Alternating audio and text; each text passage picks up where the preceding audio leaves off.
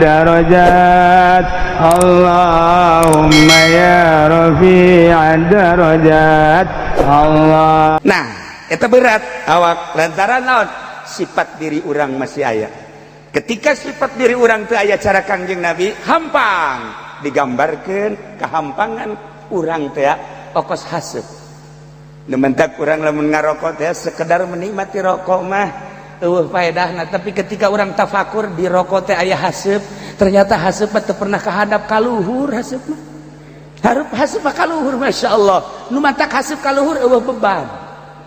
Setelah Kangjeng hampang tidak pernah ada muatan pribadi, kudrat irodat kabeh ti Gusti Allah panggil, kemudian dibersihan, diberangkatkan Kangjeng Nabi.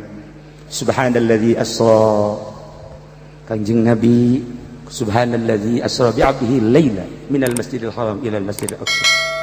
Kangjeng Nabi teh manusia istimewa. Istimewana kumaha? Dina Al-Qur'an dijelaskan, walaqad atainaka sab'an minal masani wal qur'anal azim. Wallahu a'lamu bimuradi. Cek Gusti Allah, walaqad atainaka niscaya kaula mereka anjeun Muhammad sab'an minal masani 7 ayat anu dibulak-balik bakalna diunggal-unggal salat, buktina Al-Fatihah. Fatihah teh 7 ayat, urang hitung bismillahirrahmanirrahim sayat, alhamdulillahirabbil alamin 2, Ar-Rahmanir-Rahim 3, Malik Yaumiddin 4, Iyyaka na'budu wa iyyaka nasta'in 5, Ihdinas siratal mustaqim 6, Shiratal ladzina an'amta 'alaihim ghairil maghdubi 'alaihim waladdallin. 7 ayat, sab'an binal masan. Kanjeng Nabi diberi ayat eta teh dijieun ummul kitab, pembuka pertama. Diawali ku bismillahirrahmanirrahim. Kalawan nyebut jenengan Allah, Allah teh nu Maha Rahman Maha Rahim. Panjang lantaran geus penting teu kudu dijabarkeun. Alhamdulillahirabbil alamin, sadaya puji tangtu ka Allah. Nu mantak urang kudu muji lantaran urang ciptaanana. Ketika orang diciptakan jadi manusia, manusia teh makhluk nupang bagusna. Diberelah sehat, diberelah dedeg pangadeg anu ahsani taqwim wal aya tandingna. Dibere urang teh titingalian, dedengian, aambean jeung perwatakan kurang kumaha. Maka wajarlah bahkan wajib urang teh muji ka Gusti Allah. Diawali ku alhamdulillah. Bahasa nancik, bahasa santri mah khobariyatun, tapi insya'iyatun labdot. Khobariyatun labdot, insya'iyatun makna. Wah, maka harti jelema teu mondok mah. Kapolres sanajan priwitna loba, tek-tek ceuli datang ka harti. Bahasa alhamdulillah teh eta adalah khobariyatun labdot, insya'iyatun makna. Bah, kudu mondok di Cilongok 20 tahun. Hese eta mah lain lalagaan.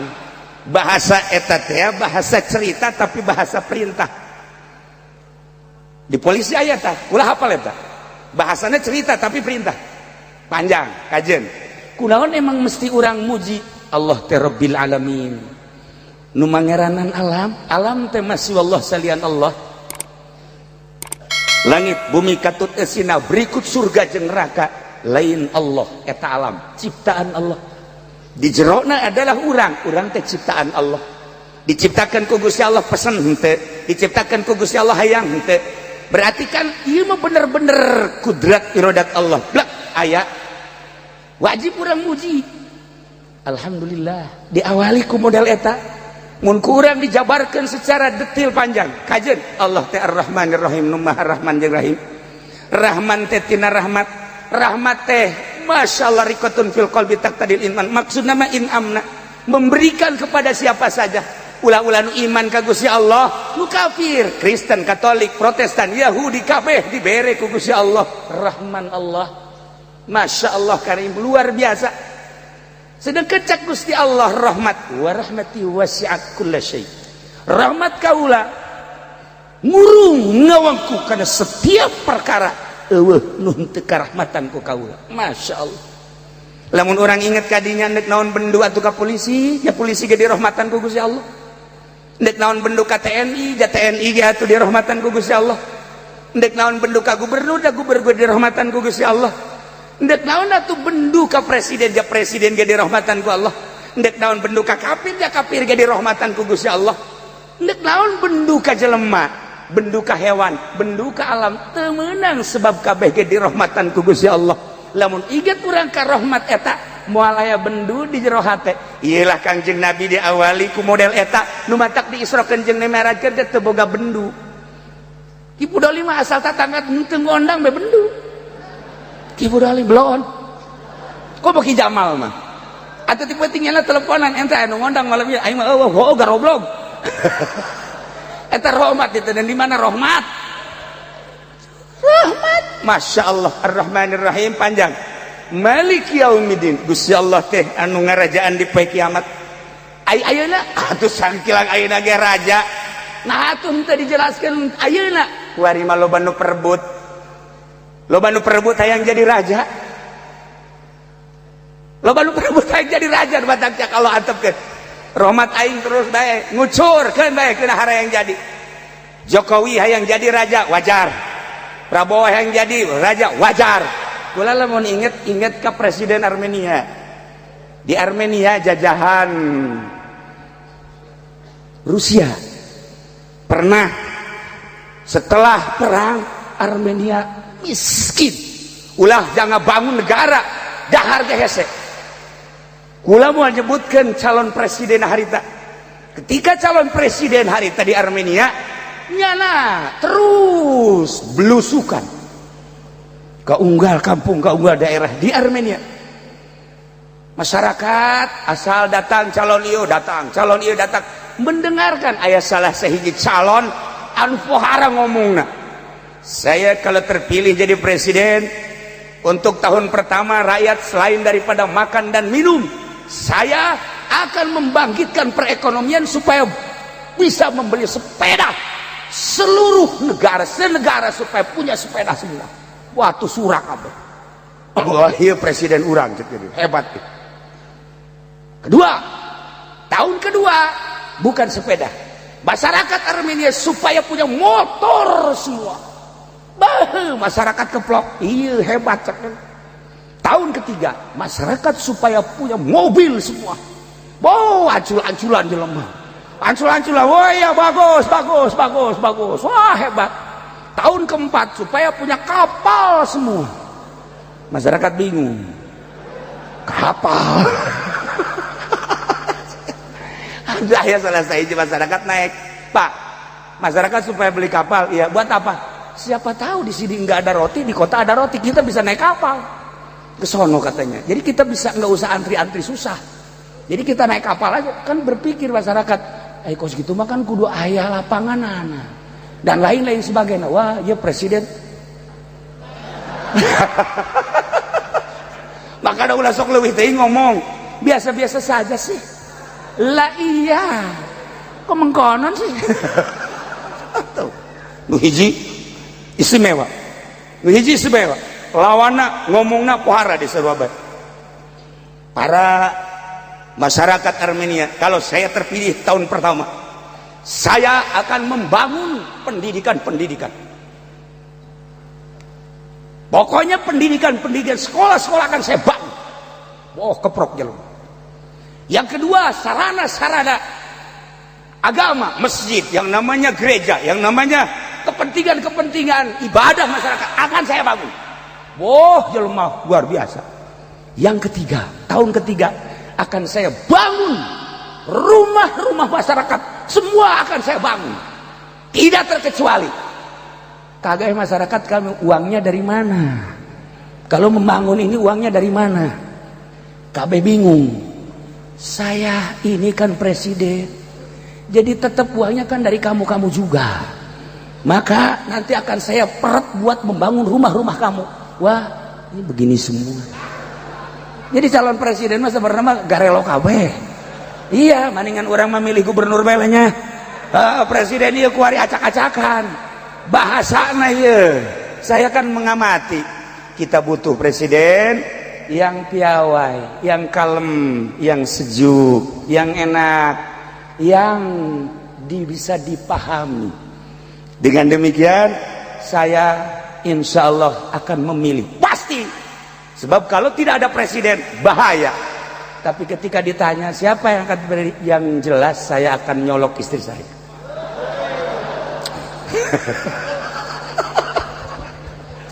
Nah, maka kula mengansa kadar hiji urang bakal hajatan, yuk urang ramekeun sesuai jeung hati nurani. 1, 2, ulah gontok-gontokan, ulah ribut. Sebab kula sedih lamun nu jadi presiden nanggeus jadi Haji Jamal jeung Ki Fudoli teu nanya. Akibat beda pilihan. Ah, ieu kan bahaya. Nah, supaya rapi, kiai jeung kiai, ustad jeung ustad, pemerintah, kemudian kitu naon ngaranna jeung pemerintah jeung masyarakat ulah ayana naon hiji pasti nu jadi presidena urang pilih sesuai jeung nurani urang nu bisa ngabangun bangsa jeung negara. Balikan deui tina nu tadi Malik Yaumiddin, iyyaka na'budu wa iyyaka nasta'in. Ihdinas siratal mustaqim, siratal ladzina an'amta 'alaihim ghairil maghdubi 'alaihim waladdallin. Ternyata 7 ayat anu terus diulang-ulang Kangjeng dititipan Fatihah memeh dipardukeun salat. Maka Kangjeng Nabi ternyata dibere 7 teh horeng lain satujuh-tujuhna. Langit 7 lapis, bumi 7 lapis, hari 7. Horeng Kangjeng Nabi ge dibere ayat anu paling istimewa Fatihah 7 ayat. Di jerona aya keistimewaan tauhid. Di samping eta mun kurang dijabarkeun setara detil, horeng Kangjeng Nabi teh silulup dina sifat-sifat Allah anu 7. Kudrat, iradat, ilmu, hayat, sama, basar, kalam. Ketika Kangjeng Nabi dipandian ku Gusti Allah melalui sifat anu 7, pagossalahu Kangjeng Nabi dipandian.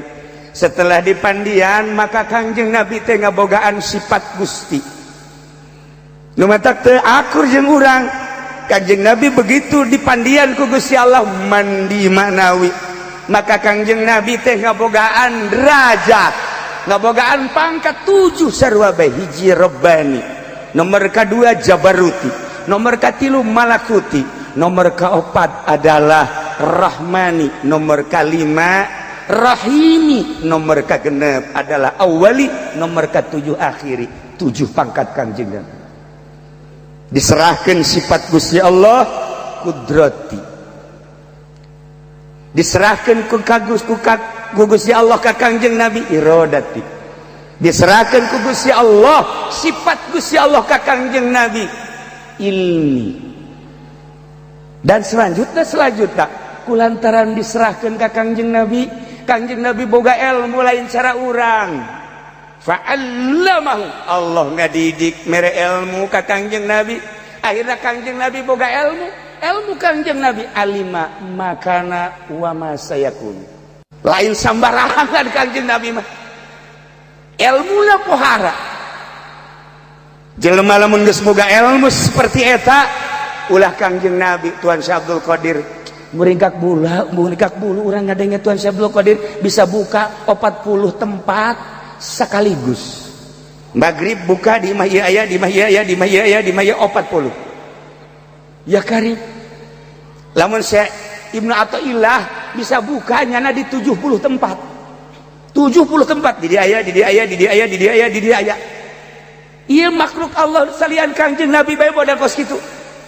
Haji Pendi kabeneran kemari di imahna aya, Masya Allah selang sajam di nungora aya itu ke jurig namanya, ya dibawa jurig beren tah dumadak ieu ilmu teh ilmu ulah sing sarikeun batur mentaran kadang-kadang aya jelema teh sing sarikeun batur okos kula boga dongeng Amerika kene sebenarnya di dongeng Amerika cuman di Indonesia kan aya jelema politikus jeung pengusaha beunghar nyana diuk di tempat rileks di kafe sambil ngopi nyana ngomong kieu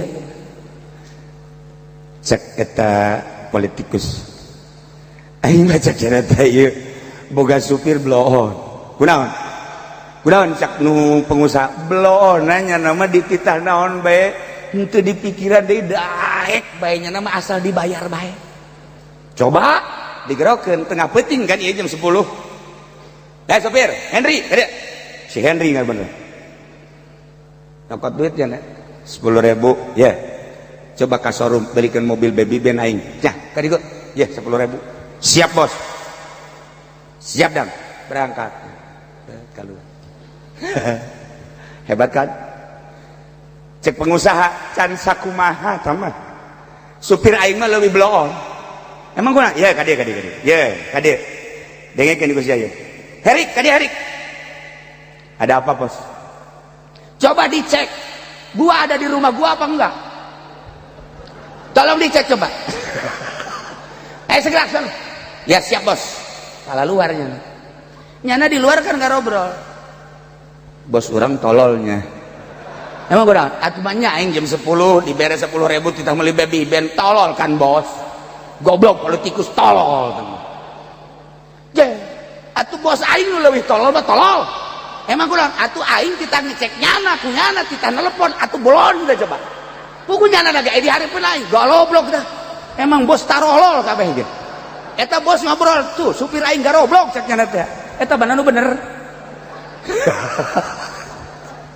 ieu di zaman akhir modal kos kitu bos yang serikeun anak buah yang serikeun bos rakyat yang serikeun pejabat yang serikeun rakyat ieu percis di luar rakyat yang serikeun para pejabat emang henteu disaksian henteu ditonton gitu pejabat-pejabat kudu ditonton kan si A si B si C si D si E emang teu ditonton gubernur emang ku urang teu ditonton bupati emang teu ditonton ku urang teh Kapolres emang teu ditonton boro-boro eta lurah ditonton ku urang rakyat nonton nyana ge nonton urang cek nyana rakyat kita blon-blon ya cek nyana aja cak rakyat pejabat kita blon-blon ya ieu mana nu bener nu saudara nah iyalah Kangjeng Nabi mah ilmuna lain kitu Kangjeng Nabi henteu pernah memperlihatkan kebloonan Kangjeng Nabi henteu pernah ningalikeun kekurangan Kangjeng Nabi mah wa innaka la'ala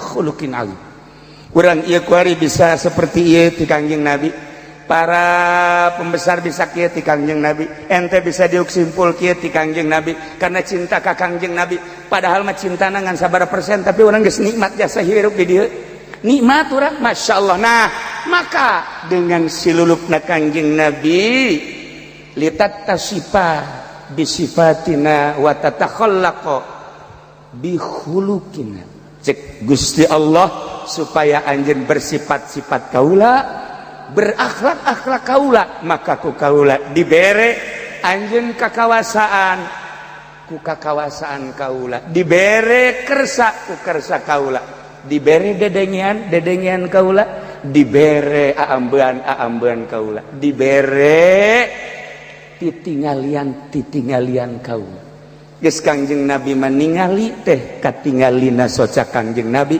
padahal soca Gusti Allah Kangjeng Nabi mah nguping teh kadengena ku urang cepil Kangjeng padahal mah rurungan ti Gusti Allah Kangjeng Nabi teh aambean katingalina aambean dirina padahal ti Gusti Allah maka eueuhna naon di diri Kangjeng Nabi mah henteu aya muatan pribadi kabeh menang ti Gusti Allah hampang mun digerokeun ku Gusti Allah Muhammad gum nangtung beda tadi jeung Haji Pudoli ka dieu teu kaburu Haji Jamal coba ka dieu sibuk ditintah ku Gusti Allah mal tahajud capek Ki Pudoli coba tuh tahajud 2 rakaat bae mah enjing wae ieu kiai bae kos kitu komo pejabat atuh pejabat sejen nah eta berat awak lantaran naon sifat diri orang masih aya ketika sifat diri orang teu aya cara Kangjeng Nabi hampang digambarkan kehampangan urang teh okos haseup. Nementak urang lamun ngarokok teh sekedar menikmati rokok mah eueuh faedahna, tapi ketika urang tafakur di rokok teh aya haseup, ternyata haseup teh pernah kahadap ka luhur haseup mah. Hareup haseup ka luhur masyaallah. Nu mantak haseup ka luhur eueuh beban. Setelah Kangjeng hampang, tidak pernah ada muatan pribadi, kudrat irodat kabeh ti Gusti Allah panggil, kemudian dibersihan, diberangkatkan Kangjeng Nabi. Subhanalladzi asra, Kangjeng Nabi subhanalladzi asra bi 'abdihi laila minal masjidil haram ila al masjidil aqsa, diberangkatkan hampang sakicep di Masjidil Haram ke Masjidil Aqsa, setek datang hampang. Sebab geus aya Fatihah di Masjidil Aqsa naik ke Sidratil Muntaha, set hampang Fatihah. Nah mantap begitu turun diberi oleh-olehnya salat, ieu geus dipersiapkan Fatihah sab'ul masan. Walaqad atainaka sab'an minal masani wal Qur'anal azim. Baca kurang Fatihah sesuai jeung aturan Fatihah. Aya jelema nyeribeteun Bismillahirrahmanirrahim alhamdulillahirabbil alamin arrahmanirrahim maliki yaumiddin iyyaka na'budu wa iyyaka sampai waladhdallin tiupkeun. Haji Rusdi nyeribeteun supaya cager inumkeun kontak Fatihah lain sembarang. Baca ku Haji Pendi Bismillahirrahmanirrahim Padahal dolim, ya, hidungkan, paeh.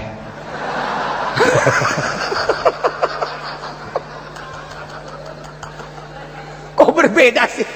Berbeda. Kapolres minta cai, bacakan Fatihah. Kenapa Pak Kapolres? Saya agak sakit-sakit badan. Bismillahirrahmanirrahim. Alhamdulillahirabbil alamin. Arrahman. Minum seger. Wakil tadi wakil Muriang. Kukula ditelepon. Kadia cager, langsung cager, dibacaan Fatihah heula, cager, tanya tawakil. Tah hirup keneh kuari hadir di dia, cager. Bacaan coba ku Haji Pendi. Bismillahirrahmanirrahim. Pak Kapolres bisa dikubur di sini. Jangan sekali-kali sembarangan Fatihah. Lah, sebab apa Fatihah lah muatanana loba. Fatihah nu muatan naon hiji be. Bismillahirrahmanirrahim alhamdulillahirabbil alamin arrahmanirrahim maliki yaumiddin. Mantak salat eta dijadikan komunikasi antara urang jeung Allah melalui Fatihah. Cukup dengan Fatihah, Masya Allah. Maka ahli sunnah wal jamaah ngajelaskan Quran diisyarahan ku ahli sunnah wal jamaah maknana dihijikeun di Yasin qalbul Quran. Yasin diisyarahan dihijikan di Fatihah. Masya Allah maknana. Fatihah dihijikan di Bismillahirrahmanirrahim. Bismillahirrahmanirrahim dihijikan di ba naga dina nuktohna, dina titikna doang. Waliullah lamun ngajampe teh kudu selesai Fatihah. Sa ba beres. Sa nu Muriang Kapolres ba. Sa gubernur ba. Sa nu Muriang Haji Pendi ba paeh. Nyana bagian paeh baheran. Lah iyalah para jamaah kaum muslimin wal muslimat rahimakumullah, ternyata horeganan Fatihah teh alat komunikasi antara orang sebagai hamba jeung Khalik. Di jero salat bolak-balik satu hari satu malam sabaraha kali. Di luar eta bacalah Fatihah. Urang lewat ke kuburan eureun heula Assalamualaikum ya ahlad diyar, assalamualaikum ya ahlal kubur, antum lana salafun wa nahnu alaikum tabaun wa inna insyaallah ta'ala bikum lahikun. Ya kaulah hadiah Fatihahnya ya ke ahli kubur. Bismillahirrahmanirrahim sampai waladhdallin. Perebut ahli kubur. Fatihah saya, ieu mah Fatihah cenah ieu mah tiki fudoli. Bu bagus. Bagus ieu Fatihah teh. Ngeunaheun seugi. Tuh hasud mah kos kitu kan. Wah Allah segala naon. Tuh, aya di Ki Jamal. Al-Fatihah kuburan. Dihadiahkeun. Wih bagus cenah ieu masyaallah baru. Haye, Fatihah deui Haji Pendi. Al-Fatihah. Ieu mah hideung jak cenah. Bau cak cenah cek ahli kubur bau Fatihahna. Nah iya kan macam-macam Fatihah teh dumantak hati-hati bahasa teh jeung babacaan eta keneh tapi berbeda. Kaluarna berbeda. Para jamaah kaum muslimin wal muslimat rahimakumullah, intina Kangjeng Nabi Isra Mi'raj hasil berkatna adalah salat. Geus dipersiapkeun paranti babacaan salat intina Fatihah. La salata liman lam yaqra bi ummil Qur'an. La salata liman lam yaqra bi Fatihah. Bi Fatihatil kitab. Tesah salat lamun teu maca Fatihah. Babacaan Quran ieu adalah henteu diwajibkeun wajib ain, tapi Fatihah mah fardu ain. Apabila teu bisa maca Fatihah bakal dituntut jaga dia yaumul kiamah. Saurang kudu bisa baca Fatihah dengan fasih. Usahakeun sapaseh-pasehna. Mumpung aya keneh kori-kori urang belajar Fatihah nu bagus. Timimiti bismillahirrahmanirrahim sab'ul masani 7 ayat anu terulang-ulang ulah datang ka teu bisa Fatihah sebab alat komunikasi munajat antara urang jeung Allah adalah Fatihah.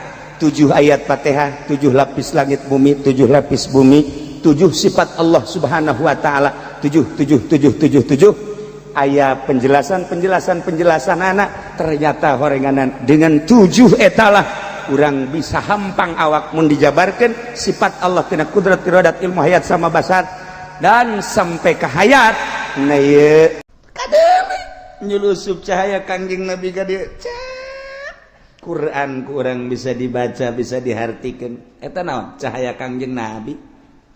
Masya Allah karim urang bisa zikir tengah peuting aya cahaya Kangjeng Nabi. Urang bisa tahajud Allahu Akbar tengah peuting aya cahaya Kangjeng Nabian di dieu. Lamun dicabut cahaya Kangjeng Nabi, wah tuh lu biasa tahajud molor boro-boro tahajud subuh ke jam 7. Pas deuk Allahumma hdini aya anak turun deui ka handap. Anak ge nanya, "Naon tadi leungeun Pak? Tadi ka luhur ka jadi ka handap." Loba omong. Tatanya bae teterembelan budak teh. Isin nya ka anak. Ai ka anak izin ai ka Allah henteu. Cahaya dicabut. Ketika cahaya Kangjeng Nabi asup ke jero dada, Masya Allah, muka Quran belaka baca, muka tafsir belaka baca, muka kitab janggotan ge kabaca bae. Aya cahaya Kangjeng Nabi di dieu. Ya Allah ya Rabbi. Cahaya Kangjeng Nabi muncar kana tarang, muncar kana mata, muncar kana ceuli, muncar teu bisa diganggu gugat sakali haram-haram, sakali halal-halal, sakali makruh-makruh, sakali sunah-sunah, sakali mubah-mubah. Cahaya Kangjeng Nabi mendominasi ke awak urang. Ketika cahaya Kangjeng Nabi aya di jero kalimpudan ku ari ku kepentingan. Di dieu cahayana aya ngan mendem. Cahaya Kangjeng Nabi di jero. Nu aya di dieu Golkar. Jadi sungut ngomongkeunana lain cahaya Kangjeng Nabi Golkar. Nyana datang ka imana mah bertentangan ieu teh si kiai ge. Ngalamun bae bari ngarokok godang garam. Godang garam aya pegawe mah ngarokona godang garam. Bari dada teas-teas etik teh. Aju dibeulumna ge mengkol saeutik deui. Nu ieu ka beulum ka dituhun teu. Nyana ge sia-sia sih rokok kunaon kieu, cak rokok pugu sia nu sial. Nyana ge diseug-seugikeun ku rokok, lah nyalahkeun aing teh ieu teh dibeulem ku sia tanda nu mantak aing teu kabeulem belah dieu miring, nu ka dieu kabeulem ieu henteu, siana miring. Cak rokok tuh, rokok ge ngomong, lah nyalahkeun aing, bolon sia. Cak rokok, ye. Ngalamun nyana ge heuh nya sabaraha aing ge salah ye. Ngana tuja demi mio lah. Demi bangunan lah. Demi majlis lah. Nu kos kitu diperjuangkeun cahaya Kangjeng Nabi na mendem di jero. Panu mantak bagaikan katak di dalam tempurung. Kumaha katak di dalam tempurung? Di dalam tempurung di jero batoknya na luluncatan deuk bisa ka mana? Ya aya batok itu. Nah, ketika cahaya Kangjeng Nabi muncar batok eueuh, bangkong deukeum muana bae ngeluncat sakadaek bangkong. luluncatan dek mana bae sebab halang ketika bangkong dihalangan ku organisasi, ketika bangkong dihalangan ku partai, ketika bangkong dihalangan ku gorod-gorod, ketika bangkong kehalangan ku berbagai motivasi dan lain sebagainya, bangkong teh teu bisa luluncatan. Cau. Bangkong, cau. Iya bangkong jadi bisa disebut cau. Bangkong. Kok. Cau. Kalangan ku tempurung. Eta ku Kiai Golkar ge dibaca bagaikan kodok di dalam tempurung pugu sia. Ku jara dibaca eta jara ge sok seuri sorangan. Itu bisa luluncatan cek ya deu bangkong. Lantaran katutupan ku batok. Bloon nih bangkongnya pugu nyanan bloon. Dibaca ku nyana. Ta eta teh kapan lain lalagaan teh mah. Bacaan urang kabehan bagaikan kodok di dalam tempurung teu bisa luluncatan kehalangan pugunyana kehalangan ku organisasi kehalangan nyana ku partai kehalangan teu bisa jaritakeun hukum anu saluas-luasna tatadina haram barang asup ka Golkar haram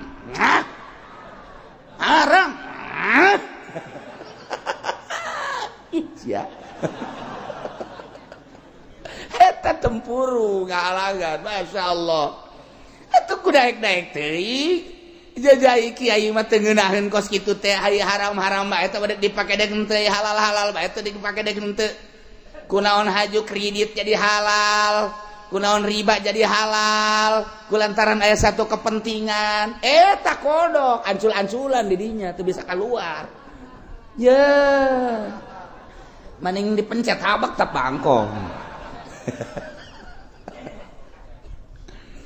Kangjeng Nabi teh terus bae dakwah ngabeberes tatanan-tatanan kehidupan manusia melalui Al-Qur'anul Karim dek nyaritakeun naon aya Al-Qur'an tentang ubudiyah cukup dina Al-Qur'an tentang muamalah cukuplah Al-Qur'an tentang siasat tentang aya dina Al-Qur'an berbagai-bagai tentang budaya ya dina Al-Qur'anul Karim dek neangan naon dina Al-Qur'an kangjeng dakwah dibere mukjizat Al-Qur'anul Karim. Alhamdulillah Masya Allah dengan waktu anu singkat nu tadina jelema nyembah ka berhala ka uza ka manat ku ari mah nyembahna ka Gusti Allah Subhanahu wa taala nu tadina awewe rurundayan buuk ka mana-mana bujal ka mana-mana pingping ka mana-mana turun ayat hijab jadi rarapih ku ari mah rambut awewe teh kadeuleu ku lalaki bujal kitu kene dada dan lain sebagainya rapih anu tadina mah ieu anak ngalawan ka kolot bisa dilecehkeun ku anak kalantaran aya Kangjeng Nabi aya tatanan Al-Qur'anul Karim aya adab-adaban anak ka kolot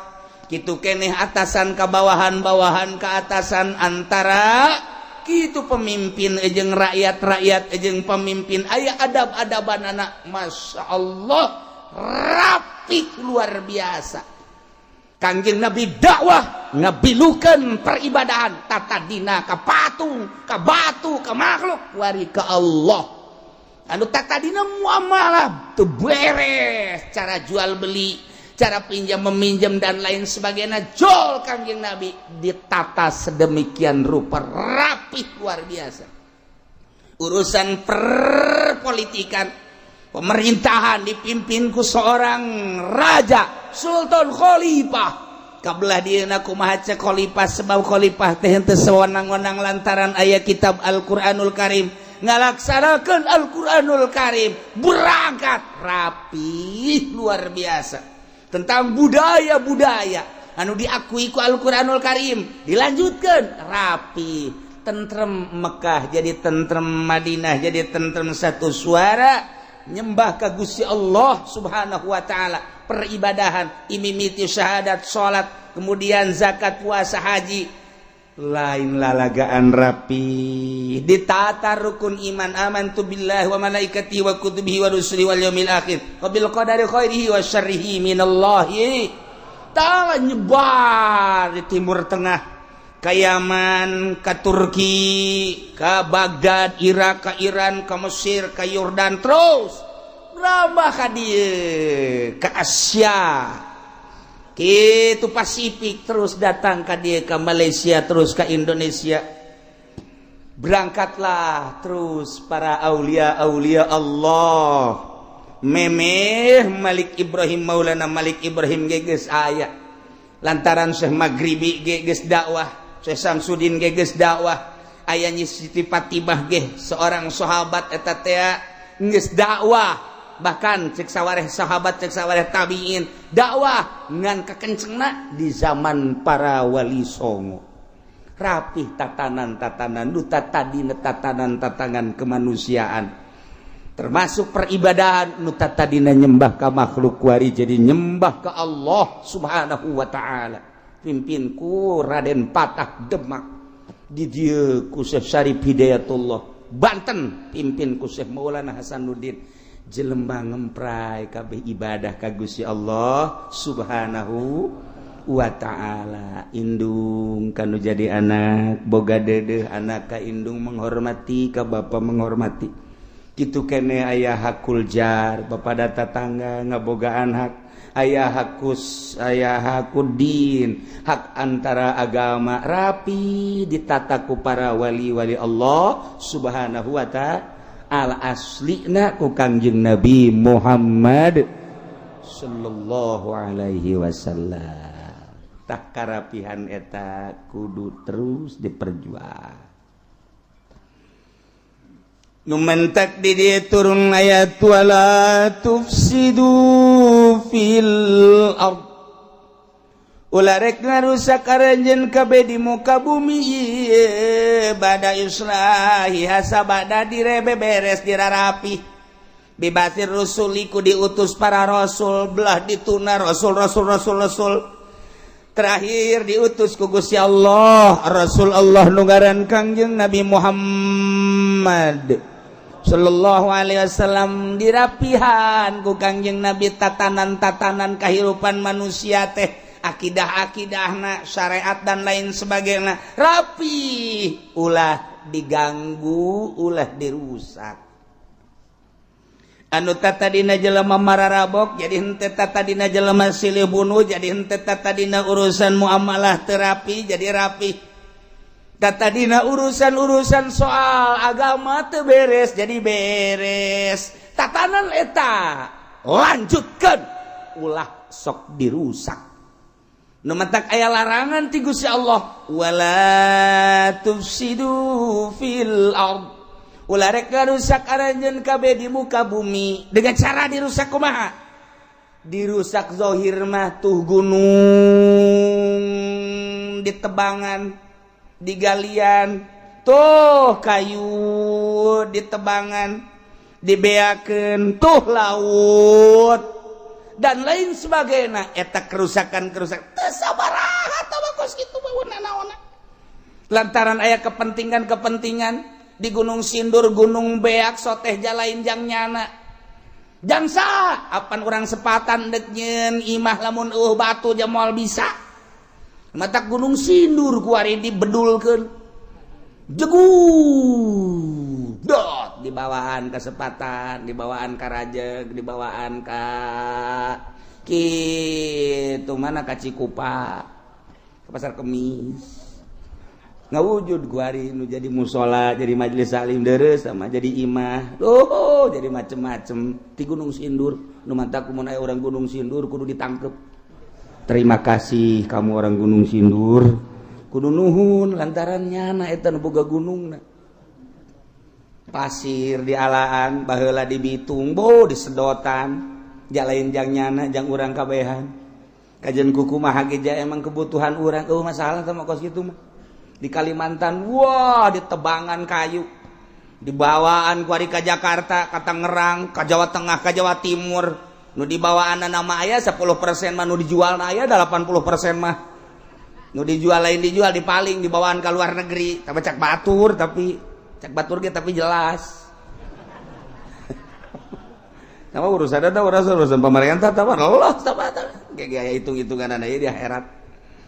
Ai jana beukeun makan kos kitu atuh engke ge jana digadilan tuh nya urusan kos itu tapi nu paling bahaya wala tufsidu fil ardi ba'da islahiha ulah rek garusak aranjeun kabeh di muka bumi ieu dengan cara bisyirki ku syirik migawean kakasyirikan kamusikan wal ma'asi jeung berbagai permaksiatan bada islahiha sabada dibeberes ku Kangjeng Nabi ieu dunia ieu bumi ieu tatanan kahirupan manusia teges anggeus diberesan ku Kangjeng Nabi terakhir ayat al yauma akmaltu lakum dinakum wa atmamtu alaikum nikmati wa raditu lakumul islama dina rapihan usaha ulah sak dirusak col aya nu nyieun kelenteng aya nu nyieun gereja etalah perusak bumi sabada Kangjeng Nabi luar biasa keras dakwah dirusak ku jelema nu nyieun kelenteng nu nyieun gereja nu nyieun pihara nu nyieun berbagai tempat-tempat kalacutan woi anu nyieun night club anu nyieun bar wow di Jakarta di Bandung, Medan, kota-kota besar, Surabaya, segala gang doli, segala di Jakarta. Naon karena di Jakarta teh? Anu nu kuari eueuh teh. Nu para tertransaksi apem teh. Naon karena tuh, nyaho bae aja pengen di mah. Sebab nyana jadi satpamna meureun baheula. Ya Allah, ya Robbi, sabaraha gajihna si budak. Tuh kan nu ngarusak ternyata terus ke Tangerang di Tangerang ge lain lalagaan geus loba barbar geus kudu dicaritakeun komo di dinya matah di dinya belah ditu teh naon karang-karangna belah ditu ulah ka Kajati heula tuh nu di ditu tuh nu rame teh nu di tol ke belah katuhu naon ngaranna pan sia osok kadinya iya kari Masya Allah aja di Jati kadinya ayah terus dek di Jende di Bojong dek di Jende di nyata geus aya anu datang ka kaula jelema anu dek ngabangun minta izin ka kaula di dinya teh geus aya tanda tangan MUI tinggal kiai cenah aya nu tanda tangan mangkaning bulan puasa lamun kiai di dia tanda tangan cenah bakal dibere duit.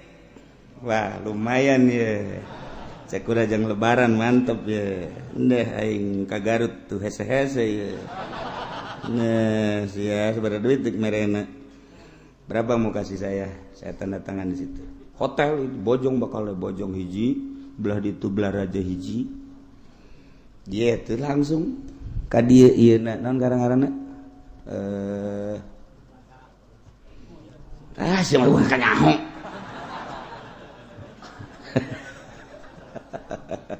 pemborongna datang ka kau langsung ngobrol jeung kula kiai kalau kiai tanda tangan ini kan sudah ada tuh suatu kukula di dulu aya nyaho mantap kula nyaraho tokoh-tokoh masyarakat anu tanda tangan teh kula nyaho kiai nu tanda tangan MUI nyaho kula mantap geus kasal kadeuleu beungeutna he sia eta kasal kadeuleu sia nyaho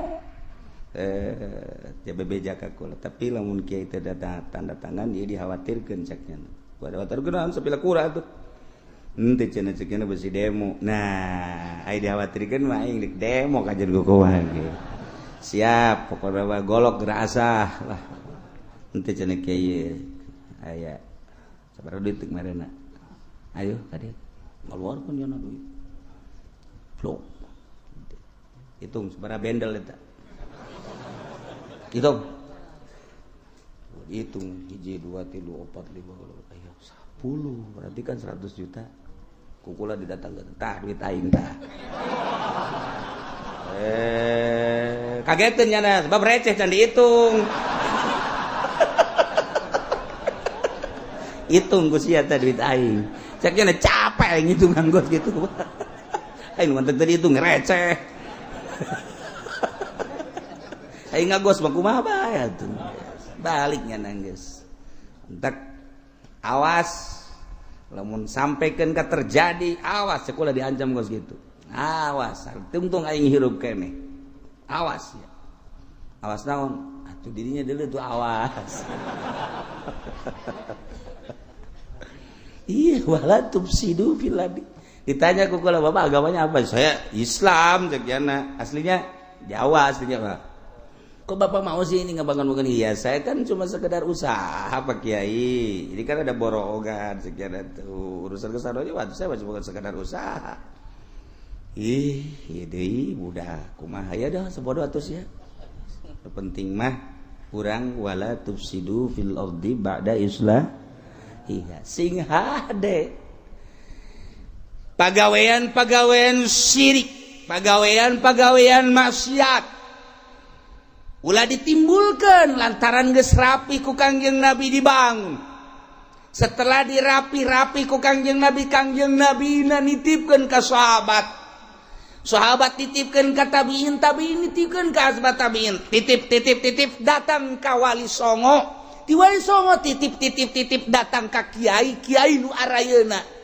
ya Al-Quran titip sing hade laksanakeun ya tafsir ya kalam-kalam ulama di berbagai mazhab sing ada titip ya laksanakeun di negara Indonesia nu mayoritas Islam sing ada wala tufsidu fil ardi ba'da islahiha ulah rek ngarusak anjeun sabada tatanan negara geus dirapihan nu baheula ku Kangjeng kadieuna ku para wali Allah Subhanahu wa taala ulah dirusak dengan cara nimbulkeun persyirikan nimbulkeun permaksiatan kade awas sing hade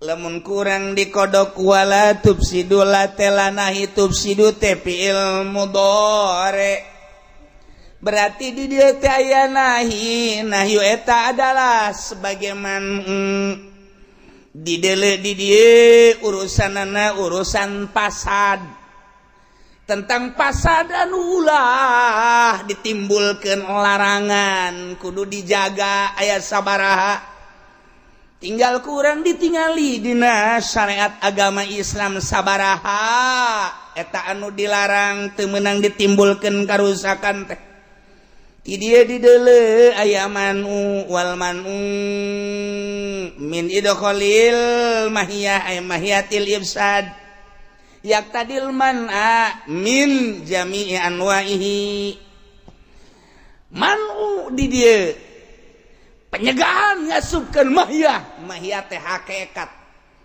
jati diri karusakan na ikido cek usul fikih nerapkeun yakni ngajurung kana nyegah seluruh tina karusakan jadi ku bahasa eta teh eueuh anu ditolelir hiji bae sugan taya wabe rusak ulah ditimbulkeun rusak nu mana hiji ifsadin nufus ngarusak awak pembunuhan dua ifsadil mal ngarusak harta dicopet digarong digasir dan lain sebagainya tilu ifsadil ansab turunan dengan perzinahan opat ifsadil ukul akal dengan cara mabuk dengan cara ekstasi dan lain sebagainya lima ifsad kitu adian agama lima ialah Kangjeng Nabi ngalarang dirusak hiji ifsadun nufus awak anu tatadina di zaman jahiliyah pembunuhan terjadi teu meunang salah saitik dengan turuna Kangjeng Nabi diislahkeun ku Kangjeng Nabi dirapihan ulah sok ngabunuh lantaran walil qisasi hayatu ya ulil alba bodoh deui tampiling deui potong deui rusak deui mantak ulah ifsadin nufus sebab kabelah dituna aya qisas nomor kedua ifsadul mal harta ulah diganggu gugat urang ngageser harta sajengkal bae bakal dikongkorongkeun ke di akhirat patani ngageseran ge galengan saetik deuh di akhirat bakal dikongkorongkeun 7 lapis bumi samarukan kumaha kuari bangeunah ngalegaan sameter 2 meter naon hartina komo tambah datang ka ratusan meter rasa ngeunah kuari ieu boga sawah teh 1000 meter digeser ka belah deui jadi 1500 dijual bisa bae harga sameterna 1 juta lamun kitu 1000 meter harga 1 juta cepat Pak Pede suara cepat bodoh aing ngangel ka sugih teu bisa ngitung tuh tambahan kuari tambahan ku geseran 500 jadi 1500 kali 1 juta cepat tetap hese 1500 meter kali 1 juta berapa? Saem bener kan itu budak emang besi salah bae teh budak ngomong anu tadina saem jadi saem setengah kan di dunia mah nya bisa muyamae taruhlah meuli mobil bisa jadi meuli Lexus misalnya atau meuli Fortuner misalnya bisa meuli Kijang tambah jeung imah hahaha pae sia dikongkorongkeun ka sia mangkaning lain 1 meter 2 meter 7 lapis langit kali 500 meter jehey emang kumaha kuari sakadar menikmati Fortuner belah dituna menikmati Lexus atau baby Ben meureunnyana miliaran mah atau aku ari mah boga mobil anu okos eta teh anu kitu teh naon ngaranna tah naon ngaranna nu mobil perang teh perang lain naon lain meuli Hammer lah nyana dan lain sebagainya ngeunah bae ku hari hayo sia di akhirat sia ku Allah geus disiapkeun tadeuh dikongkorongkeun ka nyana ayo sia lurah kongkorongkeun ka lurah aduh cak lurah teh nya berat ya aing masyarakat dikongkorongkeun ya Allah ya Rabbi eta aya Ki Haji deui nyeser masyaallah macul-macul teh saeutik wae sajengkal mata sajengkal doang tetep dikongkorongkeun bae aduh eta budak Ci Haji ya teu meunang cupat-copet cukat cokot dan lain sebagainya ngarusak harta 2 ifsadul mal nomor katilu ifsadul kitu ansab turunan mantap kudu dijaga ge kuari urang lamun nyaritakeun di Indonesia ge hese jasa nyaritakeunana kamari ieu mah keur kuraletik masih keneh itu perzinahan teh ngan syukur di kota besar kuari barang loba kontrakan di urang masyaallah hese nyaritakeunana geus hampir kabeh sih henteu beureun mun dipresentasekeun nu zina jeung teu zina loba anu zina endeu kumaha atuh matak tinggal nunggu azab baik loba anu kakula cerik kunaon cerik mbah ini cina saya hamil atuh hamil si nangis yang enggak ada bapaknya emang kemana bapaknya mati tak apa bukan dia enggak mau tanggung jawab terus kesini nangis mau apa siapa yang mau nerusin siap dibawa baik ke pondok gitu ya kayak hidup kos gitulah dibawa ke dia tuh ceknya mah meureun coba tuh tolong santri mah seorang dia goblok meureun. Santri aing ditaneruskeun burung. Coba eta. Nanaon geus teh izin ban kuari mah awewe ka imah araramil anu 5 bulan nu 6 bulan careurik. Nya ceknya nu tanggung jawabna endek dikumahakeun. Aju kula kumaha tuh jawabna kos kitu. Aju kumaha? Terus baca-baca gue sok lalagaan aja kos gitu iya lah sapira jeung jelema kos gitu nah iya wahar ansab turunan geus dirusak kunyana engke eta ketepuguh binna pan bin saha pan aya turunan mah bin anu cara Imam Ghazali Muhammad bin Al-Ghazali kan geunah Muhammad bin Abdullah bin Idrus tuh mantak masyaallah Kangjeng Nabi mah pan itu naon karangarana sanajan di zaman jahiliyah tapi Kangjeng Nabi mah aman tina persidahan zaman jahiliyah tuh ieu zaman kuari di karumaha bin tepugu bin saha bin saha bin saha binti saha bin saha kuari geus lain lalagaan loba jasa kiai cenah kula keur nikah jeung ibuna ieu harita geus hamil 2 bulan kukula ditikah tah ieu kumaha cenah anakna ieu sedengkeun awe saha nu ngawalian lain saurang lain 2 urang kiai kula bakeur kawin jeung ibuna ieu jeung emakna ieu budak kula eta ibuna geus hamil cenah sabaraha 4 bulan dihamilan gosa ku kula tangkorak sia meureunana lain saeutik jasa geus ku sebab kalobaan deui jadi kula ge malik naon kitu ngaranna malik deuk utah deui bulo jasa ieu mah ya Allah ya Rabbi sekitar Pasar Kemis sekitar Cikupa sekitar Sepatan geus ambalaya ieu nu kudu dijaga sing hade turunan tuh stilu nomor kaopat akal ndeu kumaha tuh akal kuari dirarusak kuari di SD keneh geus mabok SMP keneh geus mabok SMA mah komo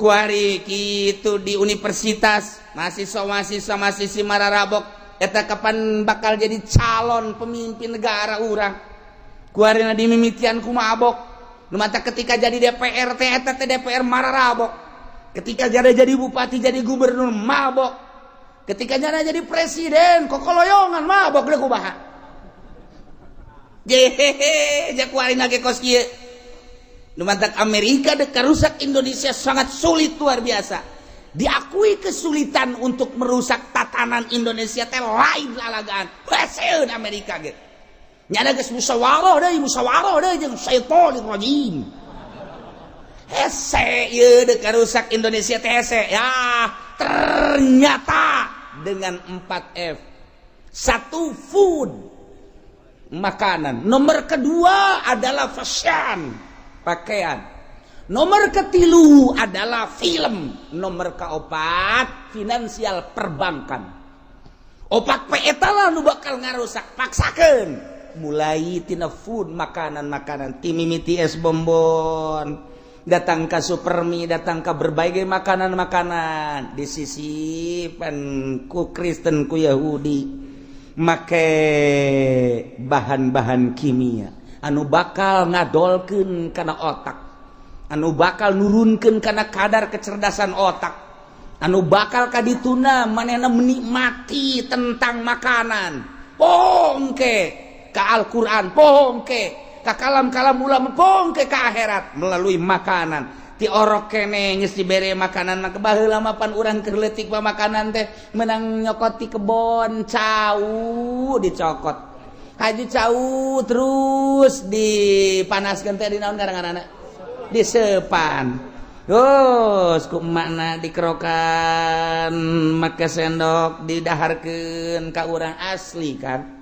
cau menang ti kebon ya Allah ya Rabb kuari geus titah nyusuan ku sorangan ge geus embung geus aya kuari mah lantaran geus teu butuhkeun ASI kuari mah geus teu butuhkeun susu ibu teu butuh geus aya kuari mah geus neuk make susu naon aya neuk make susu embe aya neuk make susu onta aya neuk make susu sapi aya susu kebo ge aya matak gede tetejeh bae sebab tak tadi pakai susu sapi ya tuh jadi geus gedena kok sapi nyurudug bae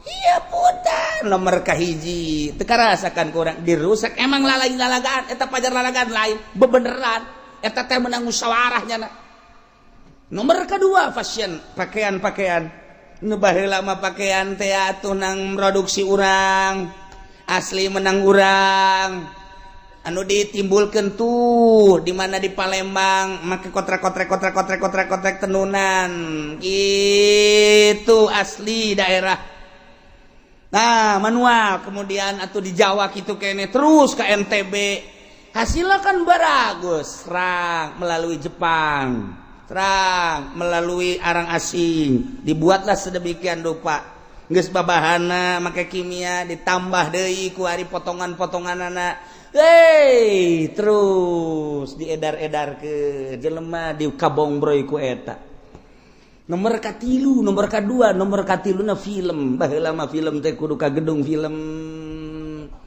terus diayakeun TV film ditayangkeun di TV ku hari mah di HP unggal detik anak geus kieu bae anak kote mana ngagerokeun Dewi kote Dewi ka dieu sakedeung kote geus baraheun mana sia kenaon ieu mata di deuleu ih eta mah susu heueuh mah coba mana le tolong teu mana deui goblok pan tadi mah marah kuari babarengan ih tayangan naon eta mah bareng film geus kuari mah dibawa ku budak SD terus film ka mamana iraha hayangna terus bae aya nu emakna geus dibonggolan bae titah meuli pulsa euy budak kajen teuing teu dahar mah asal meuli pulsa cak cenah teh blon teh cak ayo coba kuari ayo coba ku sia rasakeun kuari 10 tahun ka hareup bakal pikumahaeun ieu kakara kuari ambal aya geus kos kieu tatanan nu mantak cek Gus Dur belum siap sebetulnya Indonesia belum siap untuk menyikapi era globalisasi. Gus Dur dah ngomong lain can siap naon soal kabeuli mah kabeuli tapi siap untuk mental bangsa Indonesia. Nah, tingkatkan kuari atuh pondok pesantren, tingkatkan atuh kuari pengajian, ditingkatkan. Lantaran kiai na resep dalam film. Atuh aya aturan ceramah mawa HP pan kiai na ge. Saudara-saudara, mohon maaf. Oi, aya saudara-saudara sekalian. Oh, mohon maaf.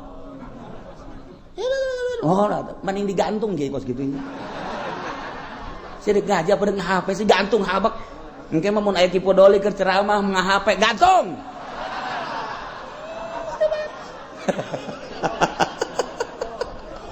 Atuh naon? Keur ngaji HP, keur ngaji. Ya Allah ya Rabbi. Atuh wayahna bae kiai. Aya nu ngaji mingguan ge make HP bae tolol teh kiai. Keur ngaji ge. Oh iya. Entar sebentar lagi. Oh iya, setengah jam lagi lah. Oh iya. Ayo. Kiai bolon itu kiai. Atuh ayana bae kiai, hai HP, ku aing sia ditenden heula. Selama 2 jam aing dek ngaji, ulah gagang ku aing sia. Ya, kecuali aing mau ngaganggu sia. Iya geus merajalela ka kiai-kiai keur ceramah ngaHP. Geus puguh di kantor mah atuh keur musyawarah ngaHP, geus kitu keur ngaji ngaHP keur salat. Keur salat HP di dieu. Nya julak-julak usah sai gitu. Blon. Eta kiaina tuh komo santrina. Gusti Allah deuk wahaya. Makanan, pakaian, kemudian atuh ayeuna mah kitu ngarusak teh setelah makan film. Nu ngarusak akal kuari dengan berbagai pemabok. Mabok atuh kuari mah jadi proyek di Indonesia. Ya Allah ya Rabbi. Urang ngadenge keluar ti luar negeri datang ke Indonesia, ti Palembang datang di mana? Jadi proyek atuh ayeuna mah. Ganja di Aceh kirim, emang eta ganja sakumaha dikirimna ti Aceh ka dieu. Sakontainer. Emang sabaraha gitu. Benang ku polisi di naon karang-karana di Bakahuni benang tayang nu benang nama 10 kilo tah nu di jero bego eta mah nu benangna 10 kilo nu ieu mah lulus ka ditu eta mah supaya kadeuleu bae bahwa di Indonesia aya hukum kana mah aing teu nyaho meureunana lulus ka ditu nu 10 kilo lah nu dipermasalahkeun tong nu 10 kilo ge dijual deui ku jangan nu mantak di jero negara Indonesia aya negara siluman. Aya negara di atas negara di Indonesia emang kumaha gitu. Jalamun lain polisi anu ngamankeunana, lamun lain abri nu ngamankeunana, lamun lain panglima nu ngamankeunana, atuh moal aman. Tapi kan laraman bukti nyatana ku ari mararabok ka urang lembur. Geus puguh gele ganja minuman dan lain sebagainya kaluar ti luar negeri asup ka urang, kah katangkep. Semu bener kadoleuna nu lulus teh sabaraha. Iyalah aya negara di jero negara. Nu mantak wala tufsidu fil ardi ba'da islahiha, make tatanan demokrasi sampai kiamat kos kieu bae kajen kukumaha ge. Sebab naon? Bisa nyieun negara siluman di jero negara. hukum dengan kadeleuna doang bukti nyata itu Ambalaya mun kukula dicaritakeun di Palembang emang kumaha mun kukula dicaritakeun di Aceh emang kumaha bisa disebutkan Serambi Mekah tapi jerona kebok-borokan Aceh emang kumaha je kiai cenah ulah sok sambarangan aing mah teu sambarangan deung aing mah nyaho jasa engke heula cenah kiai kumaha teu kumaha aing mah di Palembang ge nyaho jasa je emang kiai pernah ka ditu ulah omong pokona sia mah aing mah nyaho bae pokona henteu eta cenah kiai nyahona ti mana sih sok aya nyaho bae hayu bareng jeung aing ka ditu aju kiai ka ditu jeung polisi aju polisina atuh polisina ge nu sok meuli eta emang aya sia mah sayakeun beungeut sia poin sia iya mah supaya nyaho sing hade anak urang maksudna sebab naon aya pelindungna di Indonesia nu mantak ganja Ambalaya kuari nu mantak gele ganja Ambalaya ekstasi Ambalaya magadon Ambalaya dumon yarip Ambalaya dan BK Ambalaya emang kumaha lamun henteu diamankeun ku seorang ku pengaman atuh moal bisa tapi kan aman ternyata masalah jadi proyek nu mantak ge polisi aya pagawean dibuatlah sedemikian rupa proyek polisi akal bangsa Indonesia 10 tahun 20 tahun ke hareup nu kuari SD marabok SMP marabok SMA marabok mahasiswa marabok deuk saha nu nyekel negara mun baheula urang ngadenge Bung Karno ketika manehanana endek kitu merdekakeun Indonesia babaturanana ti Jawa Timur Jawa Tengah Jawa Barat wabeh kiai geus puguh para politisi di luhur babaturannyana mahasiswa babaturannyana di ITB kiai Jawa Timur, Jawa Tengah, Jawa Barat, di Cianjur, di Sukabumi, di Tangerang, di Serang, Pandeglang, kabeh babaturan Bung Karno. Kan geunaheun urang ngadukung Bung Karno na. Ceramah di Bitung kadedengekeun bae, ceramah di Rangkas Bitung kadedengekeun, ceramah di Pandeglang kadedengekeun. Bung Karno teh lain jelema leutik, ngeunaheun urang tatanan keagamaanna, ngeunaheun jasa. Bung Karno tambah kuari ku Soeharto minim agama ngan nama boga kitu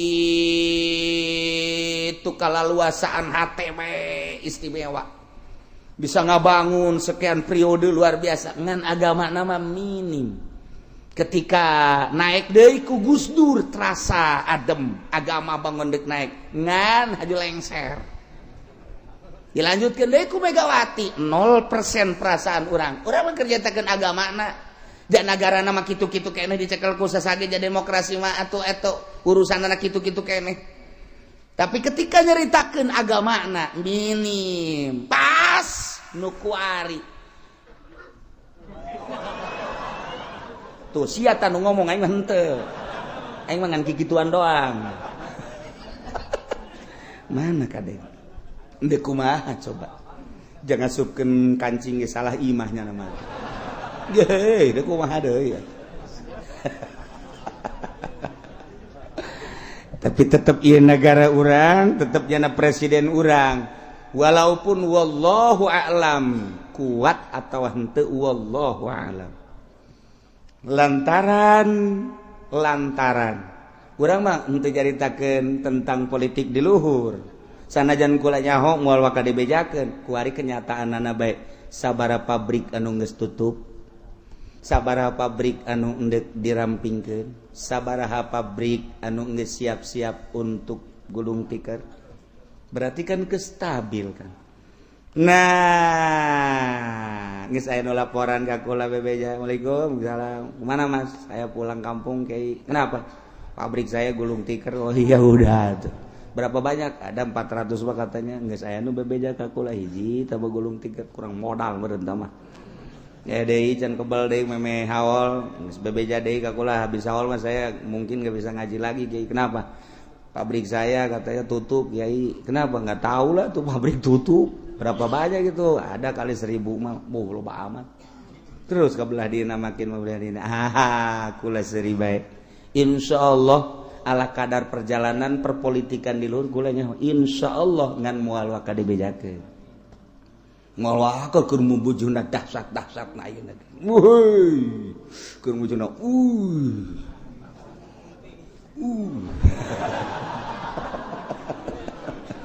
wallahu a'lam. Nah, Prabowo geus dipanggil geus 3 kali pertemuan Prabowo.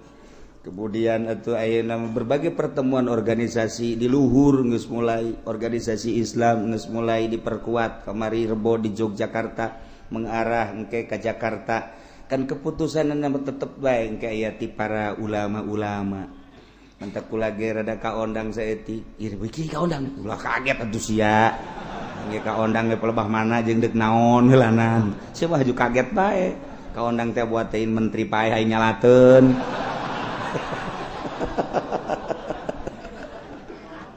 Tapi nu jelas wak seperti kos gitulah geus aya hawar tah. Nah eta mah urusan demokrasi mah tugas kitu bae. Nah ieu aya negara di jero negara siluman ulah dikira di Indonesia satungtung negara demokrasi kieu bae.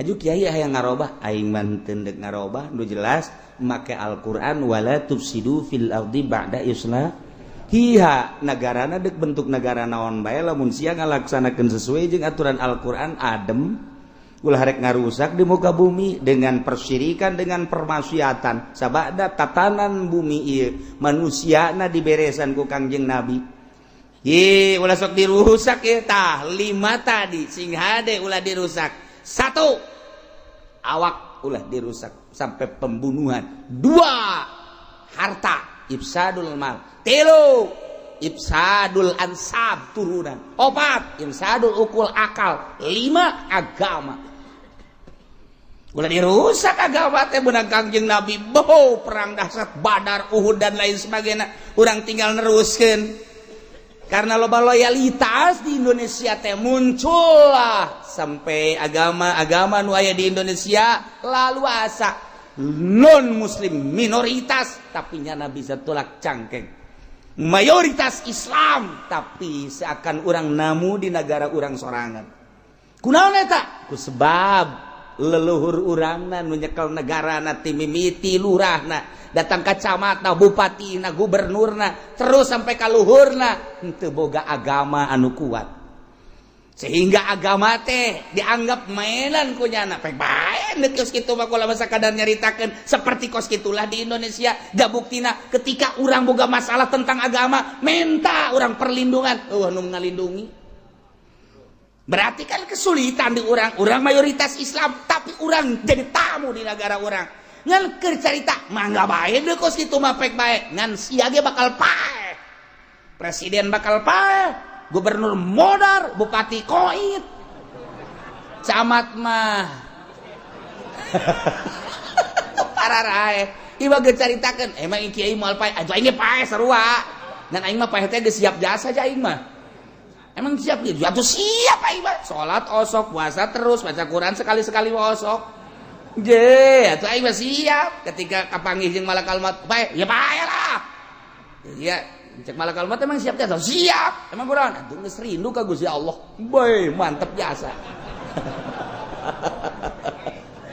sebab naon ya atuh aya pertanggungjawabanana pikihna akidahna dan lain sebagainya da kumaha aja emang sapopoe ku urang diaji ketika pae atuh tinggal nyanggakeun ka Gusti Allah Gusti jatita salat geus puasa geus kaji geus eta cenah kurang husu atuh husu namlah Gusti ampura bae kurang husu sautak saeutik mah tuh nyana pan korupsi aya di nyana ayo ngabangun gereja aya di nyana tanda tangana ayo deu bahas itu kazoliman aya di nyana ayo sia gara menghadap Allah mun teh digencet sia ji aing mah henteu kumaha negara aja lain negara sia negara urang kabehan turun temurun haju sia zalim rasakeun sanggeus modal sia sakitu doang aing mah jeuh cek di dia lagi wala tufsidu fil ardi ba'da islahiha ulah rek ngarusak aranjeun kabeh di muka bumi dengan berbagai persyirikan jeung permaksiatan nu mantak sekuat tenaga urang larang ketika aya persyirikan jeung permaksiatan wayahna di lingkungan lembur urang teh urang papada peduli ketika aya nu mabok wayahna tepak ketika aya nu judi wayahna tepak ketika aya anu nanggap orkes wayahna urang datangan deuleu lamun biduana narada bagus atuh terus antepkeun ku urang, lamun biduana nya hideungnya jore nya sorana jore maning turunkeun acenah kitu amat. Nu bagus tu jore eta adalah permaksiatan. Mun bisa ku urang rada dinasehatan ieu geus rapi meunang Kangjeng Nabi ba'da islahi wad'u khaufan wa tama'a. Wad'u jeung ente ngadua rajin nyebut ka Gusti Allah ka pangeran doa ka Gusti Allah. Di samping tadi dua syarat tadarru wa khufyah ditambah deui khaufan wa tama'a. Nomor kahiji kudu aya sieun ka Gusti Allah tina siksa Allah nu ngabangkitkeun semangat urang ibadah lantaran aya neraka timbul ti sanubari urang mun aing teu salat asana ka neraka jadi motivasi neraka. Mulailah orang ngadoa ka Gusti jauhkeun abdi tina neraka. Allahumma ajirni minan nar, ya Allah ajirni minan nar. Eta motivasi ka khaufan sieun tina siksa Allah. Lantaran karasa kurang kapetelan ku seuneu rokok bae ge mane jajalepengan komo meureunanan seuneu itu khaufan sieun ka siksa Allah. Jadi pembangkit semangat ibadah ka Gusti Allah. Makin mantap orang coba ingin ngaji asieun ka neraka khaufan. Wa tama jeung aya harepan nu salat bakal dibere senyum ge bidadari. Kajeun teu numpakan ge asal dibere senyum bae. Cukup ku senyum doang ge. Kadang urang numpakan bidadari ku senyum da ge, weuh cak aja pengen sejuk hatiku. Ku senyum doang geus kajeun cak aja pengen aing teu kudu ka sorga, teu kudu numpakan sia. Aing mah di lawang sorga kieu ge dibere senyum bae ge geus ngeunaheun jasa. Geus ningiuhan di tangkal kayu bae ge di dieu geus. Hareupeun sorga aya tangkal kayu asal liwat senyum bidadari, asal liwat senyum bidadari. Geus cukup aing mah geus kos kitu bae. Yes, sekudu sare jeung sia aing mah senyum bae ge pan urang mun neuleuh awewe geulis ku senyum da aduh masyaallah. Matahari yang terik ketika aku melihat senyummu teduh rasanya. Waduh. Tuh, caknya ada gombal cenah. Ya Allah, ya Rabbi atuh komo bidadari. Gas, bidadari geus teu kudu kumaha asal liwat senyum geus cukup. Engke ge nyana ge rinduan ieu ka urang. Cek bidadari Gusti ieu eta saha? Abdi asal liwat jana senyum, kula senyum asal liwat jana senyum. Kumaha mun kula diajak kan kitu pagi. Nah, orang aing ngajak mah gengsi. Di surga kita tetep aya gengsi kan. Tapi lamun diajak akunya sini. Cak bidadari aku dipersediakan oleh Allah untukmu. Silahkan nikmati tubuhku. Waduh. Hah, siapa sok ka mana bae. Ieu keur nyarita tomaa, ieu mah maksudna ieu. Aya pembangkit listrik ieu. Tomaa ieu maksudna aya kahayang urang lamun tadi semangat juang ibadah urang lantaran sieun ka neraka rempan aing lamun teu ibadah beusi ka neraka khaufan kuari tomaan min rahmati deuh lamun aing teu ibadah atuh moal meunang aing tuh surga jeung bidadarina ku aing kuari mah deuk ibadah ka Gusti Allah dengan harapan hayang bidadari di surga Allah. Tuh kan jadi semangat orang. Nu mantap kudu saimbang khaufan jeung tomaan teh. Cek bahasa dina tasawuf mah antara khauf jeung roja lir teu beda jeung manuk jangjangan. Jangjang manuk nu aya di manuk ketika stabing dua jangjang nyada bisa hiberan ka mana bae. Kitu kene urang di jero hate urang aya khauf jeung roja. Yakni toma seimbang antara khauf jeung roja jeung toma. Urang bisa ibadah dengan mantap ka Gusti Allah. Salat Allahu Akbar di jero hate urang aya khauf jeung aya toma. Ketika ditanya, kunaon zaman salat nu mantak salat? Sieun ka neraka. Kunaon sieun mantak salat bae? Hayang ka sorga. Sieun ka neraka jeung hayang ka sorga. Sarua 50% 50%. Etalah ibadah anu handap, ibadah nu teka. Ibadah jelema bersyariat mah kos kitu bae. mun ditanya ieu papais aya naonan oh ieu mah aya cauan oh cau oh sedengkeun urang hobi ka cau di dahar ku urang sia keuna teu ngadahar papais bunga ieu mah teu resep ka cau emang unti tah aya ieu make unti tah oh ieu unti nyana ngadahar unti sia teu ngadahar emang udah aing mah cau henteu unti henteu emang resep kana naon aing mah resep teh ka jerona lamun aya ieu anta naon ngaranna anu amis teh susu mun aya susuan di rona ieu aya teh susuan roti mie masuk di dahar gunyana disesuaikeun jeung kahayang-kahayang eta kan ngaranna orok nu kos kitu mah orok nu kos itu makanan-makanan teh ya lain maksud seubeuh tapi maksudna hayang aya nu dipake karesep jerona makanan nah eta jelema-jelema nu kos itu ibadah ngos kitu teh ya ieu dikhawatirkeun tetep ka sorgana nu kos kitu mah sebab boga kahayang ka makhluk lain ka Allah taekeun ku urang lantaran urang geus salat bae umur geus kolot kamari mah salat teh urang teh sieun ka neraka hayang ka sorga sieun ka neraka hayang ka sorga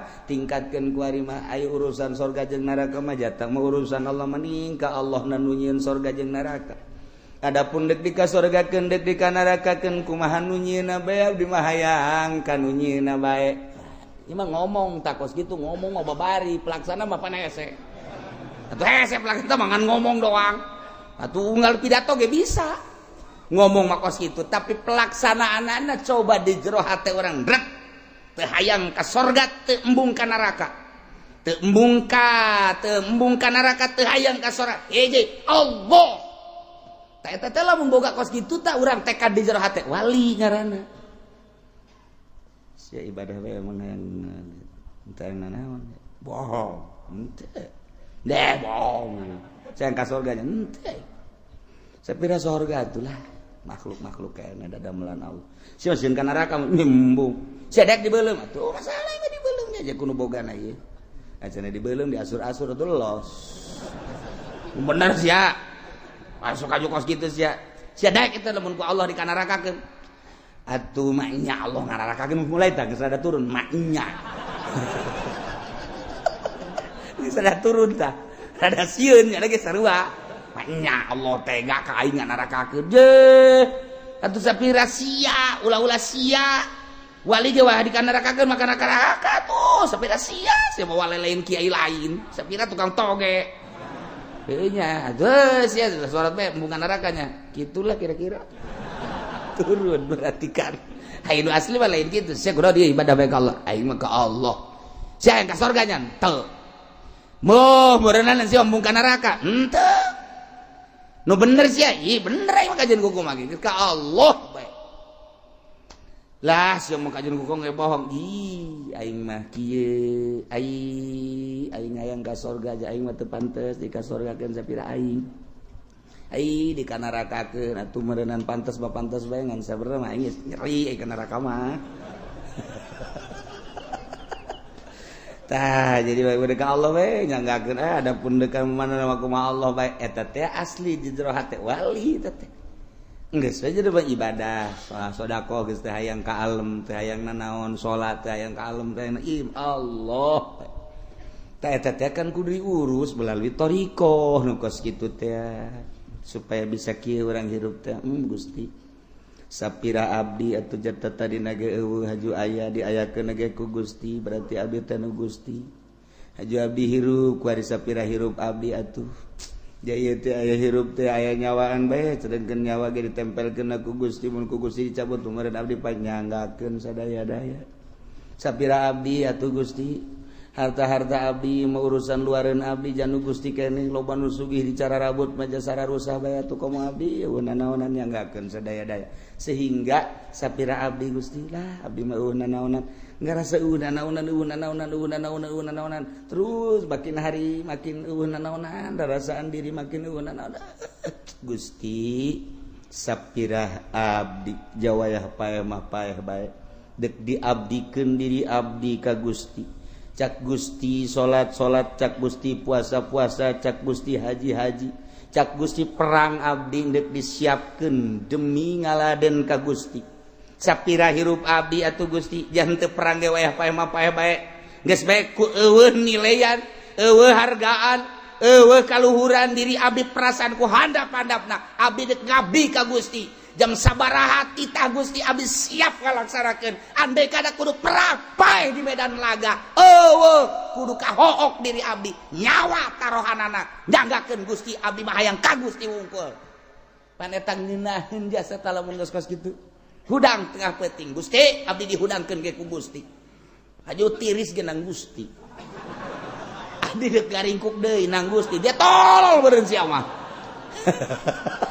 cenah dek ngabdikeun eleh ku tiris dicoba urang hudang peuting ku tiris dicoba hudang peuting ku panas dicoba urang teh ku sehat dicoba urang ku gering hayo sia lamun endek ngabdikeun diri sia ka aing ngarasa diri sia nilai ngarasa diri sia pangkat coba ku aing dek dicoba sia hayo kaingkeun coba urang keur sehat na Allahu akbar dibere sales basa etik